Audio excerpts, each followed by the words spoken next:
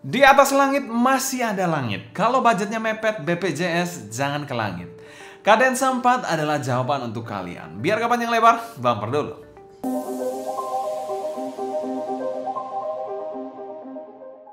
Halo semua, selamat datang di channel Soundik Tipis. Dengan saya Sebastian, seperti biasa akan sharing info dan racun mengenai dunia personal audio, baik itu di portable ataupun desktop audio.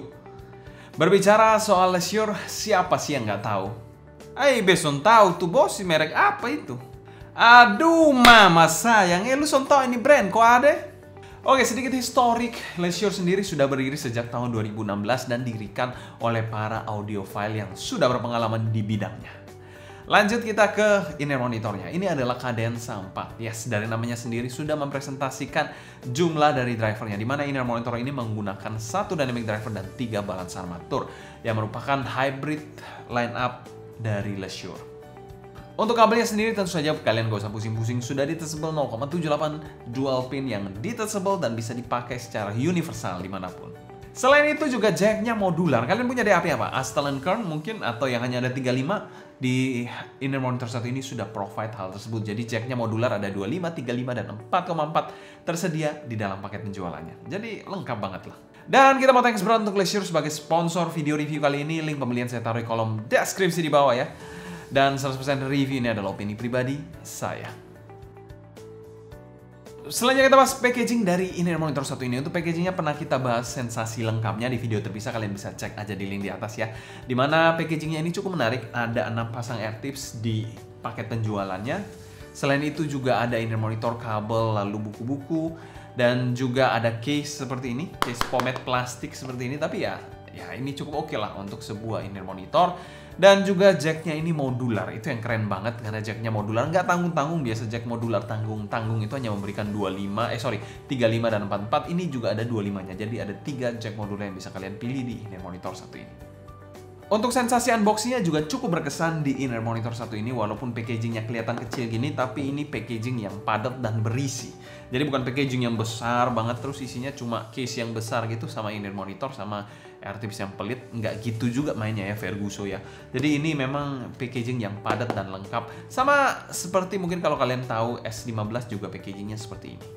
Dan secara umum kami berikan skor B+ untuk packaging dari inner monitor satu ini. Untuk harganya sendiri sebenarnya packagingnya ini sudah sangat-sangat nice. Sayang sekali aja untuk ya kita bilang case-nya ini ya kaleng pomade gini ya. Cemana ini? Cemana kaleng pomade ini? Setelah kita bahas build quality dari Kadensa 4 ini. Oke, untuk build dari inner monitor satu ini mirip-mirip seperti S15 yang rada rubbery dikit. Kalau kalian lihat detailnya seperti ini, dengan housing berwarna putih susu seperti ini ya. Dan terdapat satu fan hole di dekat tupinnya ya di sini. Kalian bisa lihat ada satu fan hole yang cukup besar di situ. Untuk nozzle-nya sendiri berbahan sama seperti bahan housingnya ya, kalian bisa lihat dengan nozzle yang mungkin agak sedikit miring. Kalau kalian lihat nggak terlalu simetris ya, agak sedikit miring. Dengan ukuran kita akan ukur sama-sama aja untuk nozzle-nya di sini. Ukurannya 6 mm lah, mungkin 61, 62 gitu. Untuk outer housingnya, nozzle-nya ini ya 61, jadi ya anggapnya 6.0 lah, 6 mm. Untuk nozzle-nya sendiri bisa dikategorikan tidak terlalu panjang ya, sedang aja, dan sudah ada lipsnya, dan nozzle-nya ini triple bore ya, jadi nggak ada filternya untuk menutupi kotoran yang masuk, jadi bisa masuk di sini, jadi hati-hati di situ. Kalau berbicara soal faceplate-nya ini berbahan aluminium, kita dengar di sini, yes, itu bahan aluminium dengan desain yang berwarna silver, base-nya silver, dan ada tulisan Leisure yang cukup tegas ya di sini, berwarna hitam. Dan di sini ada permainan tekstur, kalian bisa lihat di sini ada permainan tekstur sedikit ya. Jadi di sini agak sedikit menjorok ke dalam, jadi bentuknya seperti ini. Jadi mirip-mirip seperti shield gitu ya bentuknya. Untuk kabelnya sendiri adalah kabel dual pin 0,78 mm dan ini tuh pinnya agak mengkotak gitu ya. Jadi unik ya. Biasanya kan agak membulat, ini agak mengkotak. Dan di sini sudah ada air hook yang transparan di sini. Dengan bahan kabelnya sendiri adalah SPC. Warnanya silver yang kalau kita lihat secara lebih detail ada silvery gitu ya, yang mengkilat-mengkilat gitu, warna silver. Bling-bling gitu, memberikan kesan yang lebih mewah dari kabel satu ini. Untuk chin slider dan splitternya, chin slidernya berbahan plastik dengan splitter berbahan metal dan bagian bawahnya ini two braid twisted yang cukup tebal seperti ini. Ini kabel yang bisa dikategorikan sedikit kaku, tapi ya lumayan oke lah untuk ketebalan dari kabelnya sendiri. Estetiknya pun cukup cantik di kabel satu ini. Untuk jacknya sendiri adalah jack L-shape yang detachable, jadi kalian bisa ganti-ganti 2,5 atau 4 jack ya. Untuk yang balance itu sudah ada di dalam paket penjualannya, ya kalian bisa ganti-ganti sesuka hati kalian. Untuk build quality-nya di harganya kami berikan skor B- ya. Saya memiliki ekspektasi yang cukup tinggi kepada inner monitor Leisure. Melihat dari S12 yang itu pelanar dari Leisure juga, harganya lebih rendah tapi dia menggunakan housing berbahan metal. Telas saya lebih milih bahan metal daripada bahan seperti ini. Oke, secara bentuk sendiri untuk fitting dari inner monitor satu ini bisa dikategorikan ukurannya ini sedang agak sedikit besar. Sedikit ya, tapi ya agak sedikit lebar mungkin ya, bukan besar ya. Dan inner monitor ini cukup ergonomis ya, tidak ada sudut-sudut tajam sama sekali. Halus banget inner monitor satu ini finishingnya juga. Dan ada sedikit fin di atas gini, ada yang sedikit menonjol di bagian atas. Untuk bobotnya overall cukup ringan, cukup manageable, baik itu kabel ataupun inner monitornya cukup manageable. Dan pemakaiannya adalah regular to deep fit dikit seperti ini ya, kalian bisa lihat over ear.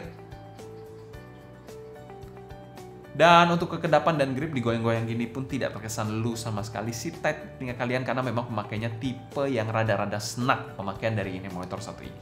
Walaupun tipe-tipe yang agak snug, tapi inner monitor satu ini bukan inner monitor yang panas ataupun terlalu menekan telinga kalian secara brutal gitu, enggak ya. Jadi cukup oke lah untuk fitting dari inner monitor satu ini, dan kami berikan skor B+ untuk fitting dari Cadenza 4 ini. Overall ini fitting yang ergonomis, yang nyaman, cukup oke lah menurut saya. Tapi mungkin saya sedikit nitpicking, untuk bagian kirinya ini saya kadang agak nyantol kalau langsung dicolok ke kuping gini, agak sedikit nyantol, jadi harus di-adjust sedikit. Kenapa begitu? Karena bokong dari inner monitornya ini agak sedikit menonjol keluar dikit gitu ya di bagian belakang sini, jadi harus agak dinaikkan dikit karena tertahan dengan telinga saya daun telinga saya yang bagian bawah ini. Ya, itu nitpicking aja dari saya untuk fittingnya. Mungkin kalian nggak ada yang bermasalah, ada yang enggak ya, mungkin saya sharing aja. Kanan aman, kiri pada kanan kalau dicolok langsung flush gitu aja nggak ada masalah, cuma kiri agak nyantol dikit. Ya itu nitpicking aja sih, cuma di-adjust sedikit sudah oke banget. Selain kita bahas sound quality dari inner monitor satu ini, inner monitor satu ini overall suaranya bisa saya kategorikan cukup neutral untuk Cadenza 4 ini. Dan memang tidak terlalu banyak boosting yang aneh-aneh di inner monitor satu ini. Mungkin kalau kita lihat di graph, dia mungkin agak sedikit Harman neutral ya.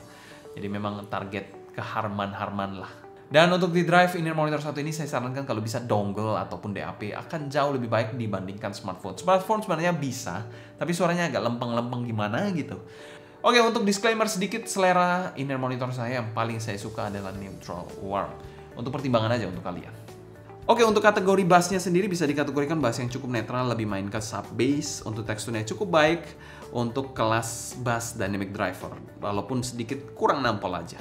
Sonde kayak bass angkot kok kakak, yang full bass begitu? Weh, ade besu umur nih, sonde cocok dengar bass full begitu leh. Oh, berarti ini sonde cocok dan beta. Kemarin be ada dengar Hades, nah itu biasa saja pembahas tuh. Oh, ya. Tapi ya mungkin kita lanjut aja ya. Impact dari inner monitor satu ini bisa dikategorikan ya agak sedikit kurang dengan punch yang mungkin kurang dalam dikit ya. Dan rumble-nya adaan di sini tapi. Secara kuantitas sih memang bukan yang untuk kalian pencinta bass ya. Kalau kualitasnya bersih banget bassnya, speednya lumayan oke di sini. Tapi memang tidak terlalu saya sarankan untuk ranah bass head sih. No bass, no party kakak. Oke, untuk mid-nya di sini bisa dikategorikan a little bit dry dengan posisi yang cukup pas dan tidak mundur-mundur banget ya. Dengan artikulasi yang jelas dan bersih.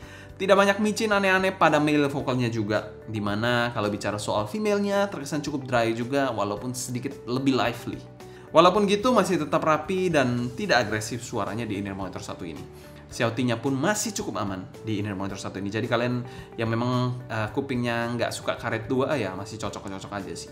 Selain itu presentasi instrumennya juga bersih banget. Somehow presentasi yang sedikit steril, tapi itu poin yang menarik dan poin yang di-highlight dari inner monitor satu ini. Untuk treble-nya dari inner monitor satu ini memang sedikit bright. Satu sisi tekstur ceringnya masih dapat, tapi tetap terkontrol, tidak terkesan nusuk ataupun nyerang sama sekali. Bite symbol crash-nya ini juga rapi dan tidak tajam sama sekali. Untuk violin pas sih, tapi mungkin sedikit kurang greget aja. Micro detail dan ekstensinya somehow juga so-so aja sih di inner monitor satu ini. Selain itu untuk sibilance-nya masih cukup terkontrol buat audiophile lemah macam kalian. Untuk keseluruhan dari tonal Cadenza 4 ini kami berikan skor B+. Tonal yang saya bilang unik tapi rada segmented di in-ear monitor satu ini. Saya rasa ini bukan in-ear monitor untuk semua orang, secara khusus untuk mainstream market bukan ya. Tapi buat yang suka suara yang clear, clean ya, dan tidak banyak masking yang aneh-aneh di lagu yang didengarkan. Selanjutnya kita bahas teknikalitas dari in-ear monitor satu ini. Presentasi dari in-ear monitor satu ini adalah presentasi yang cukup apa adanya. Dia mengikuti source dan juga lagu kalian. Jadi soul dari musik kalian itu tidak akan terdistorsi, tidak akan termasking terlalu banyak di in-ear monitor satu ini. Untuk timbernya dari in-ear monitor satu ini mungkin bisa saya kategorikan timbernya cukup oke, tapi memang arahnya lebih ke cold. Bagi sebagian orang juga mungkin agak sedikit boring ya suaranya. Oke, untuk soundsetnya dari in-ear monitor satu ini di lagu The Greatest Showman disajikan dengan sangat apik di in-ear monitor satu ini, di mana presentasi ini cukup terasa lega. Selain itu juga ada kesan depth-nya, di mana ada jarak antara penyanyi dan penyanyi dengan tinggi yang sangat baik di in-ear monitor satu ini. Untuk detailnya di in-ear monitor satu ini, tentu saja in-ear monitor satu ini bukan in-ear monitor yang super detail banget, tapi detailnya cukup nice di in-ear monitor satu ini. Ya mungkin not the resolving in-ear monitor in the market ya, untuk kelas harganya pun not the resolving ya, not the most resolving in the price range ya, mungkin itu lebih cocok. Tapi secara detail sudah sangat-sangat memuaskan ya. Tapi selain itu ya nggak ada masalah yang berarti sih untuk detailnya ya, overall pretty good lah. Oke, untuk clarity dari in-ear monitor satu ini adalah salah satu hal yang mungkin saya harus highlight juga, karena suara dari in-ear monitor satu ini bisa dikategorikan cukup bening. Saat mendengarkan lagu Wishful Thinking ya, itu mantep atau ajib banget gitarnya sih. Untuk separasi imaging dan positioning, separasi ini di in-ear monitor satu ini cukup bagus. Lalu kita bicara soal imagingnya juga cukup oke, walaupun bukan yang super spesial banget menurut saya. Dan gambarannya ini ya kita bilang middle row aja, middle to front row mungkin dikit ya. Selain itu untuk positioningnya juga sangat-sangat baik di in-ear monitor satu ini dipresentasikannya. Dan secara umum kami berikan skor B+ untuk teknikalitas dari in-ear monitor satu ini. Mungkin kalau saya harus nitpicking, in-ear monitor satu ini agak sedikit di luar selera saya. Mungkin saya lebih prefer yang in-ear monitor satu ini sebenarnya sudah sangat-sangat baik teknisnya. Mungkin with a hint of warm akan mengurangi coldness dari timbernya. Karena buat in-ear monitor satu ini terasa lebih lively, lebih organik suaranya. Itu yang mungkin sesuai selera saya aja sih. Selain kita bahas pro dan cons dari in-ear monitor satu ini. Cons dari in-ear monitor satu ini adalah in-ear monitor yang bukan untuk kaum mendang-mending, karena suaranya ini rada-rada segmented ya. Jadi kalau kalian pemula langsung eksekusi in-ear monitor satu ini mungkin akan terasa sedikit boring dan tidak bisa mengapresiasi keindahan suara dari in-ear monitor satu ini. Pro dari in-ear monitor satu ini adalah in-ear monitor yang bisa dikategorikan bening banget suaranya. Jadi kalau kalian pencinta lagu-lagu yang instrumental, akustikan, ataupun cari vokal yang tidak terlalu banyak maskingnya, mantap banget in-ear monitor satu ini. Untuk pro yang kedua yaitu packagingnya dari in-ear monitor satu ini, Leisure kelihatannya sudah cukup serius dalam menggarap packagingnya, kecuali kotak pomade-nya ini. Tapi selain itu, packagingnya mantap banget. Untuk value for money-nya di angka 3,9 jutaan, kami masukkan pada kategori good value dan kami berikan skor B+. Ini 1/10, ya nggak 1/10 juga sih, mungkin sepersekian lah dibandingkan Cadenza 12. Cadenza 12 30 jutaan sekian, ini cuma 3,9. Jadi kalian pikir, bedanya cukup jauh kan? Ini 4 driver, Cadenza berapa? 12 ya kalau saya nggak salah ya. Jadi ya kalian mungkin sudah dapat sedikit taste, ya mungkin berapa persen, berapa puluh persen, mungkin di atas 80%, mungkin 85 dari Cadenza 12. Mungkin ya, saya belum coba sih. Tapi ya mungkin. Kesimpulan, Cadenza 4 ini adalah in-ear monitor 4 driver yang hybrid yang cukup menarik bagi saya. Memberikan suara yang bening, ya mungkin bagi sebagian orang tidak bisa mengapresiasi keindahan dari in-ear monitor satu ini karena mungkin terkesan terlalu boring atau mungkin tidak ada sesuatu yang terlalu di-highlight di in-ear monitor satu ini. Tapi itulah seni dari in-ear monitor satu ini, menampilkan apa adanya. Dan buat kalian yang mencari in-ear monitor netral, ini adalah salah satu pilihan in-ear monitor netral terbaik di range atau price range, di bracketnya, mungkin bisa saya katakan seperti itu. Mungkin sekian dulu sharing saya mengenai Cadenza 4 ini. Kalau kalian suka jangan lupa subscribe, klik tombol like, follow Instagram, TikTok, dan Discord kita @sounddignity agar kalian tidak ketinggalan update terbaru mengenai dunia portable dan desktop audio. Kalau kalian ada pertanyaan seputar ini monitor satu ini, feel free tulis pertanyaan kalian di kolom komentar di bawah ya. Mungkin sekian dulu untuk video kali ini. Saya Sebastian dari Sound Unity. Pamit undur diri, sampai jumpa di video berikutnya. Happy listening, stay healthy, and ciao. Oke, sebentar. Saya mau bertanya pendapat kalian sih. Bagaimana menurut pendapat kalian mengenai keadaan sampat ini? Apa masih terlalu mahal? Di angka 3,9 jutaan kalian sudah dapat hybrid 4 driver in-ear monitor. Bagaimana pendapat kalian? Apakah terlalu mahal, overpriced, atau ya cukup oke harganya? Kalian bisa tulis di kolom komentar di bawah pendapat kalian ya.